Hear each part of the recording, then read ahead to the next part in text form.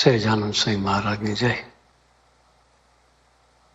હરિપ્રસાદ સ્વામી મહારાજની જય, આત્મીય સમાજની જય જય જય.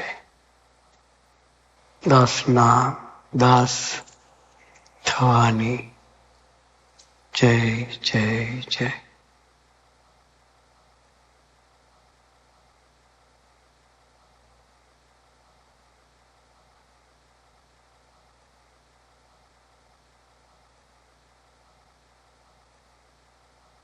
જાગતા રહેજો.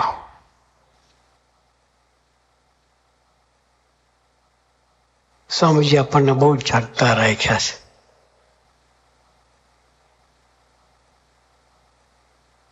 ક્યાં જાગતા રહેવાનું છે એની વાત સ્વામીજીએ નેત્રંગ શિબિરમાં કરેલી.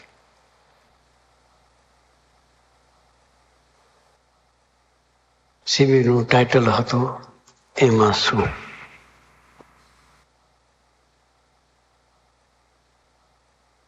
શિબિરનું ટાઇટલ હતું એમાં શું.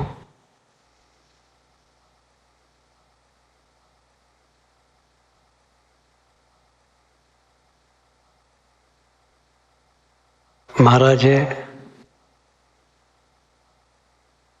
પરમહંસોને આજ્ઞા કરવી, લાલ કપડું દેખાય છે તો ઉપવાસ કરવો. ભગવું નહીં હો, લાલ. આ ભગવું કહેવાય. લાલ એટલે જે બહેનો સાડી પહેરે, સૌરાષ્ટ્રમાં એ જમાનામાં લાલ કપડા વધારે પહેરાતા. મહારાજે બધાને રાખેલા ગઢડા એ બાજુ બધે વિચરણ કરતા સંતો. ભગવાને કહ્યું કે લાલ કપડું દેખાય છે તો ઉપવાસ કરો. શુદ્ધ સ્વધર્મથી જીવતા હોય, કોઈ દિવસ ક્યારેય આંખ ન જતી હોય ને પરમહંસો એવું સરસ જીવન જીવતા હતા. ક્યારેય કોઈને આંખ આપતા નહોતા.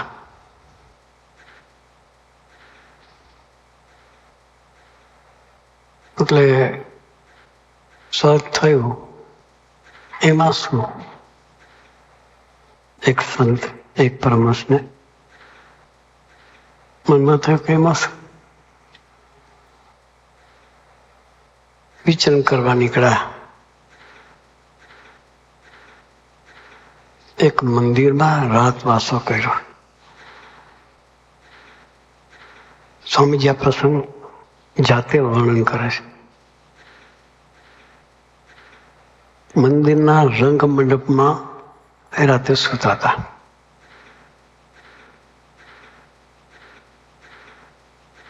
ઘુમ્મટ હોય, એ ઘુમ્મટની અંદર રાસ રમતી બહેનો પેન્ટિંગમાં હતા. પેન્ટિંગ કરેલું હતું.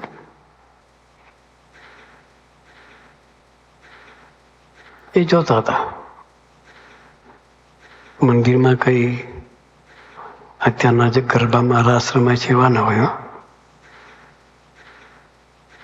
મર્યાદાથી એ જમાનામાં રાસ રમાતા હતા. ને પિક્ચર જે બન્યા હોય એ પણ મર્યાદામાં હોય.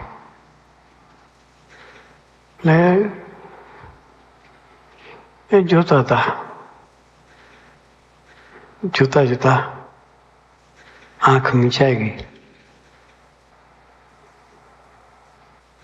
આંખ મીચાઈ ગઈ તો ઊંઘમાં પણ એ રાસ રમતી બહેનો દર્શન થયા કરે. આખી રાત શાંતિથી ઊંઘ ના આવી. અને ભાગ્યા. સવારે વહેલા ઉઠીને ભાગ્યા.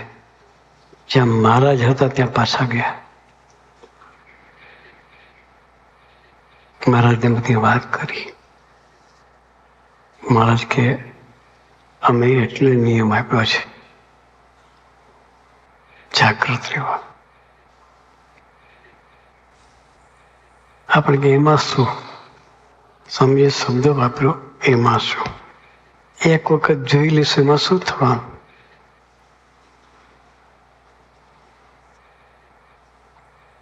એક વખત જોવામાં જ પીન છૂટી જાય.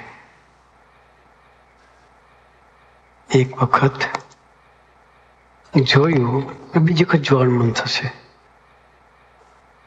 બીજી વખત જોઈ છે ત્રીજી વખત જોવાનું મન થશે. પછી પીન ચોટશે. એટલે સ્વામીજીએ સ્વધર્મની બાબતમાં ખૂબ જાગૃતપણે વાત કરી.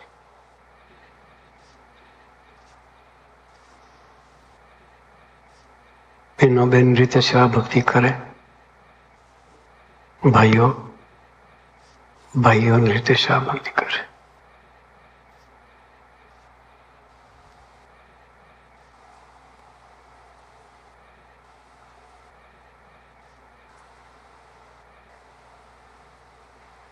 એમાં જાગૃતતા ન રાખી તો બંનેનો સમય બગડે.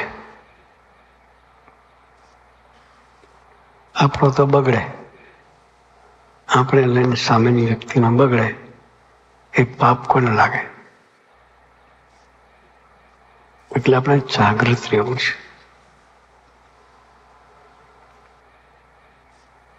એમાં શું એ ન જોઈએ. એક વખત કોઈનું નેગેટિવ વિચાર્યું, એમાં શું?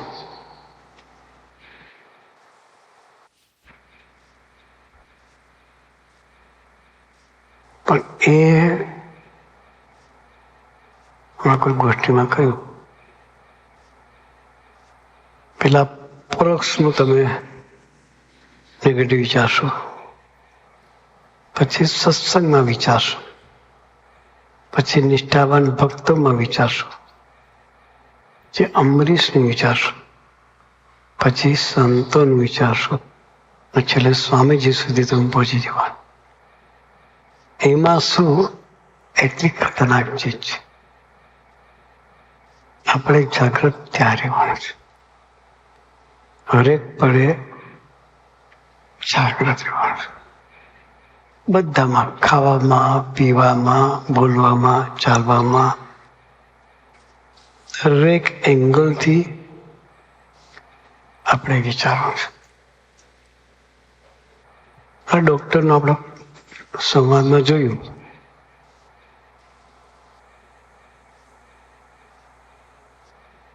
પેશન્ટ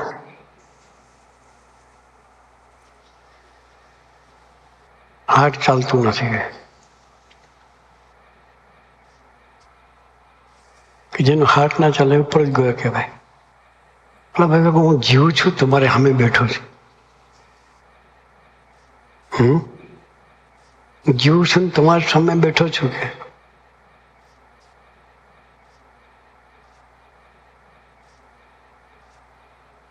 કે અડધું જાજુ એવું હોય, તને કાનમાં જ પેલા ડટ્ટા ગયેલા નહોતા.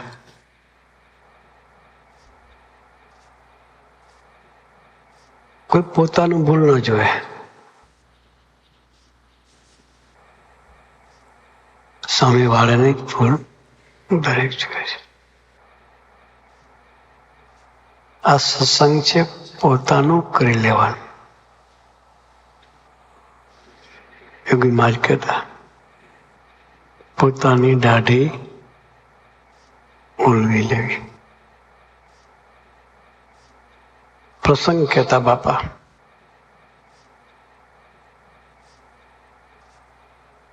એક રાજા અને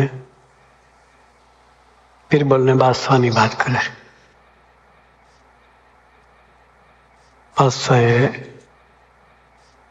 બિરબલને પૂછ્યું, તને મારી સાથે પ્રીતિ કેવી? પ્રભુ, આપ તો મારા પ્રાણાધાર છો, આપ તો મારું સર્વસ્વ છો. તમારા સાથે પ્રીતિ હોય તો પૂછવાનું હોય કે ત્યારે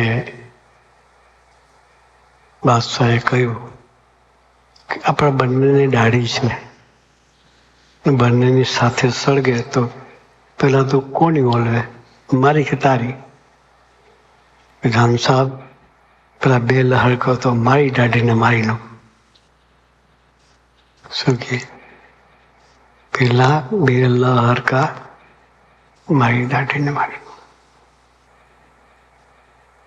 સ્વામીજી આપણને એ શીખવા છે, આપણે પોતાનું કરવા આવ્યા છીએ. કોઈ રસ્તે ચાલે કે ના ચાલે,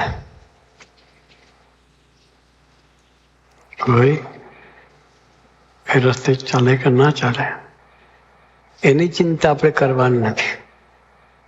હું કેટલો ચાલુ છું એટલી જ ચિંતા કરવાની છે.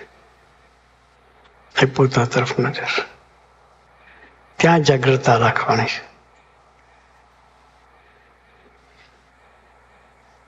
બીજાનું કરનાર પોતાનું ક્યારેય કરી શકે નહીં. આપણે પોતાનું કરી લેવું છે. મારો સંબંધ સ્વામી સાથે દિન દિન પ્રત્યે કેમ વધે છે એના જાણપણા માટે મારે જાગૃત રહેવાનું છે.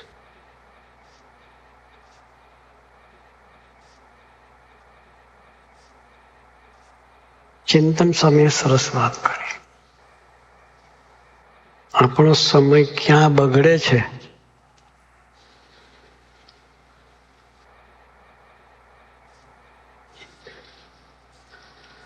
એમાં જાગૃત રહેવાનું છે.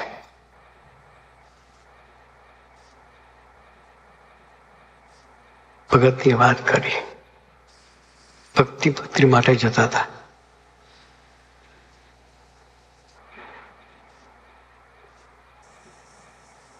પ્રાર્થના કરીને ગયા કે પ્રભુ નિમિત્ત બનાવજો. તે 41 પ્રમાણે નિર્માનીપણે સેવા કરાવજો. ચિંતન સાહેબ મહારાજને પ્રાર્થના કરી, આપણા ભગવાન તો તરત જ પ્રાર્થના સાંભળે કે એ લેટ નહીં કરતા. કે આપણા ભગવાન કોઈ દિવસ લેટ નથી પડતા. કોઈ બી ભગવાન પ્રાર્થના જો ખરેખર દિલથી થાય તો ભગવાન સાંભળે છે. આપણે પ્રસંગ સાંભળ્યો છે કે દ્રૌપદીનું જ્યારે વસ્ત્રાહરણ થયું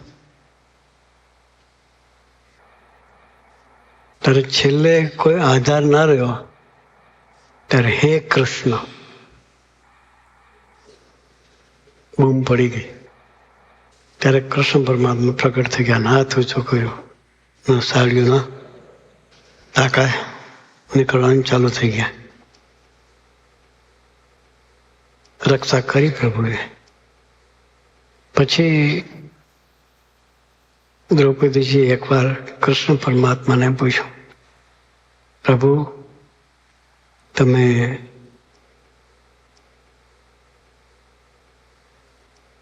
મોડા કેમ આવ્યા? કે વહેલા આવી જોયું. પ્રભુએ કહ્યું, તે જ્યારે મને પોકાર્યો તરત હું આવી ગયો. હું પોકારવામાં લેટ પડી છું. શું કહ્યું? તે મને પોકાર કર્યો ને તરત હું આવ્યો છું. ભગવાન પ્રાર્થના તરત સાંભળે એમ ચિંતન સ્વામી કહ્યું ને. પેલા એ પ્રાર્થના કરીને નીકળો, પણ પછી આવો પ્રસંગો બને એટલે કે આપણે શું કરીએ, ગીવઅપ કરી દઈએ કે પ્રાર્થના કરવું બંધ કરી દઈએ. પ્રાર્થના કરીએ મારે પ્રસંગ ઉભા કરે, પ્રાર્થના કરવી જ નથી. એ આપણું ગીવઅપ કરી દઈએ. આપણે ત્યાં જાગૃતતા ઓછી કહેવાય. પેલા ભાઈ પ્રાર્થના કરીને સવારમાં નીકળ્યા. પહેલે જ ઘેરે મહારાજે અનુભવ કરાવ્યો કે મેં તારી પ્રાર્થના સાંભળી છે. અને પ્રવેશ કર્યો મહારાજે બધી એક પ્રમાણે સેવા કરાવવા માટેનો. બરોબરના લીધા, ખખડાયા, બધું કર્યું. ન કરવાના ન કહેવાના શબ્દો કીધા, ભયંકર ઇન્સલ્ટ કર્યું, અને છેલ્લે દરવાજો બંધ કરી અને બેસી ગયો ઘરમાં. એક પૈસો આપ્યો નહીં.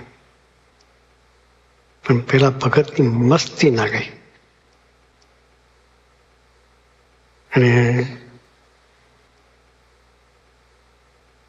છેલ્લે છતાંય કહ્યું, ભલે તમે સેવા આપો કે ના આપો, પણ અમારા ઉત્સવમાં ખાસ પધારજો. એ કક્ષાએ નિમિત્ત થવાની ભાવનાથી દોડ્યો. જે ઘેર ગયો તેનું સ્વાગત થયું, શરબત પીવડાવ્યો, વાત કરી. પછી પેલા ભાઈની કે તમે ત્યાં ગયા ખોટા ગયા, કે એ માણસો જેવો છે, આખી સોસાયટીમાં બધાને એના માટે બધાની સાથે એને દુશ્મનાવટ છે. એટલે કાર્યકર્તાએ કહ્યું, તું બંધ કરી દે ભાઈ, એ વાત કરવાની, એ વાત મારે સાંભળવી નથી. અમારા ગુરુજી અમને કોઈની નેગેટિવ વાત સાંભળવાની ના પાડી છે.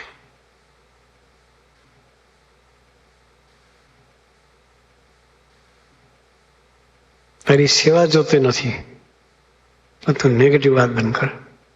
આ વાત પેલાની ઘરવાળી સાંભળતી હતી. એણે જેને એને ઘરવાળીને કહ્યું કે તમે આટલું બધું કામ વગરનો ખખડાયો, જેમ તેમ બોલ્યા છો, તો તમારા માટે એ સારી વાત કરે છે. એને અંતરદર્શી મુખી માગવા આવ્યો. તો ક્યારે થઈ? એ વ્યક્તિએ જાગ્રત રહ્યો ત્યારે થઈ. એ કોઈની નેગેટિવ વાત આપણે સાંભળવી નથી, ત્યાં જાગ્રતતા રાખવાની છે. સ્વામીજીએ સૌથી વધારે કોઈ વતનંબર જો સમજાયું હોય, ગરડા પ્રથમનું પહેલું, સૌથી વધારે નિરૂપણ કર્યું હોય તો પહેલાનું પહેલું વચનામૃત, અન્ય ક્ષેત્રે કૃતમ પાપમ તીર્થ ક્ષેત્રે વિનશ્યતિ. તીર્થ ક્ષેત્રે કૃતમ પાપમ વજ્રલેપો ભવિષ્ય. પેલો તો કુસંગી હતો, સત્સંગી નહોતો, ને બોલ્યો તો પણ અંબરીશે એની નેગેટિવ વાત સાંભળી નથી. એવા સમાજના સ્વામી આપણને મૂક્યા છે. તો આપણે કોઈની નેગેટિવ વાત, આપણે તો અમરીશો છીએ, મરણિયા છીએ, કાર્યકર્તા છીએ, સ્વામીજીના મહેમાનો આપણને ખ્યાલ છે. તો આપણે કેટલા જાગૃત રહેવું છે. કોઈની નેગેટિવ વાત કરવી નથી, સાંભળવી નથી, એનું મનન ચિંતન કરવું નથી. ત્યાં જાગૃત રહેવું પડે. કોઈ નિર્દોષ માણસ હોય એને માટે સ્ટેટમેન્ટ અપાઈ જાય, કેટલું બધું પાપ લાગી જાય. યોગીજી મહારાજ એક પ્રસંગ ખૂબ કહેતા. એક બેન સદાવ્રત આપતી હતી. જે કોઈ આવે અને સીધું સામાન આપે,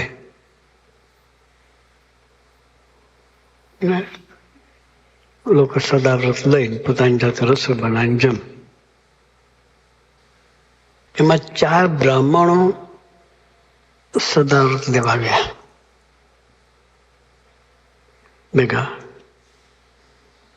એને બેને પોતા પાસે જે હતું એ સીધું સામાન એને આપી પેલા લઈને જતા હતા.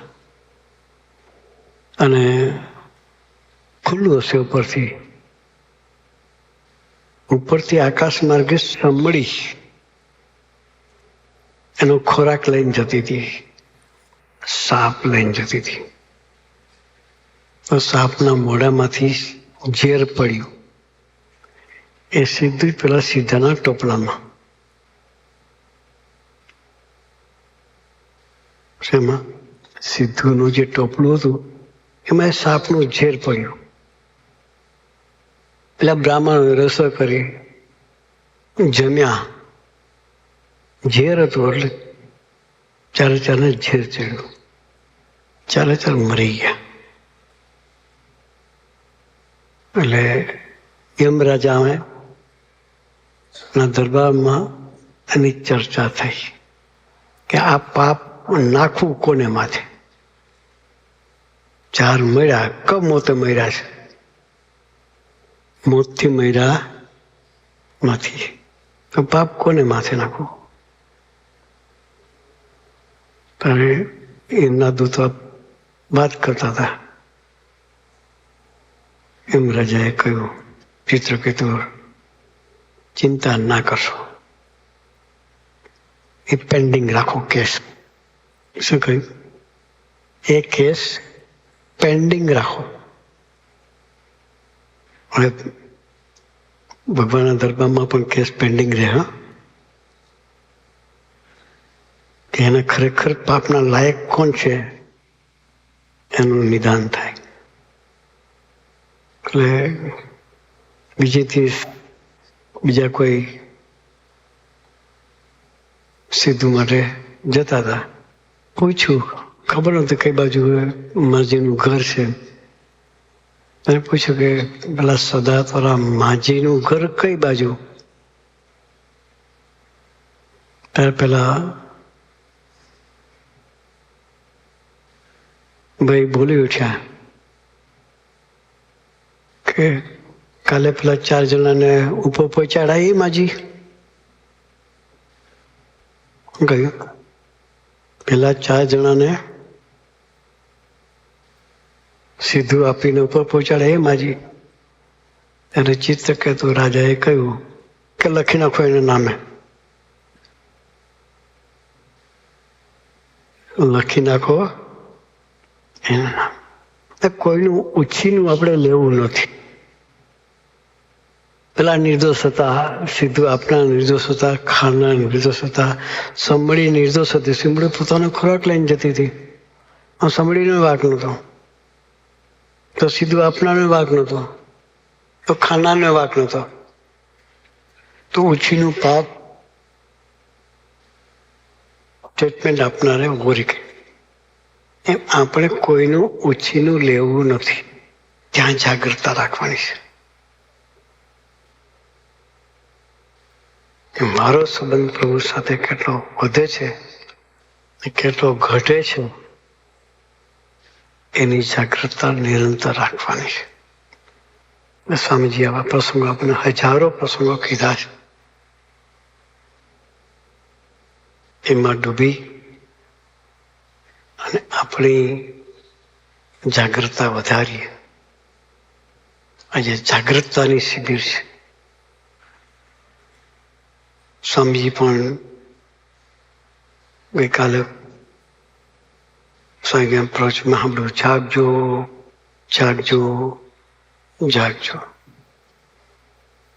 પણ નિરંતર સ્વામીજીએ હોકારા કરતા એવા છે. એ હોકારાના પડઘા આપણા કાન પર નિરંતર વાગતા રહેવા જોઈએ.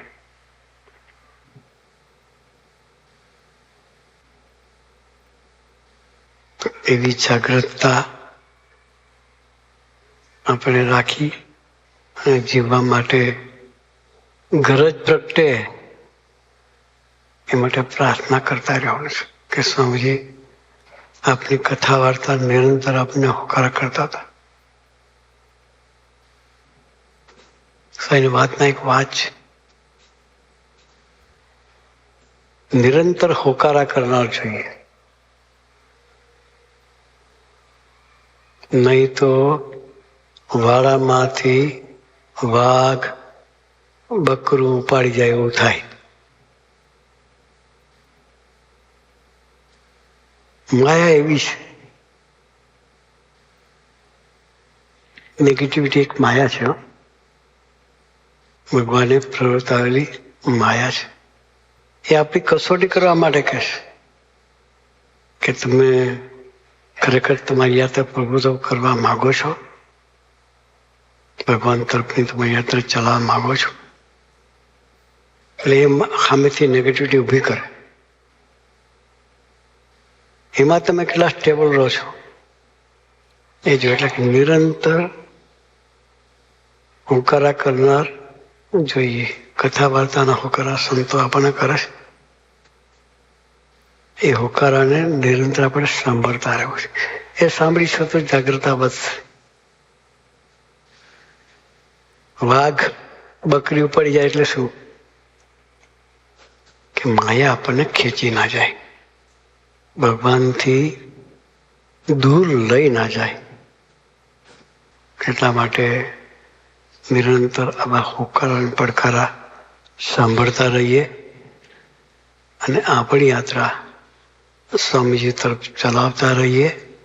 એ ચલાવવા માટે ગુરુ હરિ આપણને સૌને ખૂબ ખૂબ બળબુદ્ધિને શક્તિ આપે. એ જ પ્રાર્થના સહજાનંદ સ્વામી મહારાજની જય.